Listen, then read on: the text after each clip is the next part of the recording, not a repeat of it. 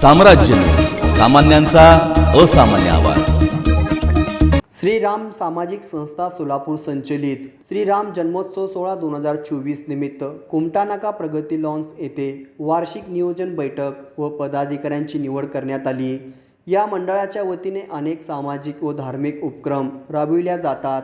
या प्रसंगी प्रमुख पाहुणे म्हणून हिंदू राष्ट्र प्रतिष्ठानचे संस्थापक अविनाश मदनावाले यांच्या उपस्थितीमध्ये पदाधिकाऱ्यांची निवड करण्यात आली। या प्रसंगी उत्सव अध्यक्षपदी मानद पशु कल्याण अधिकारी अजय हक्के यांची निवड करण्यात आली।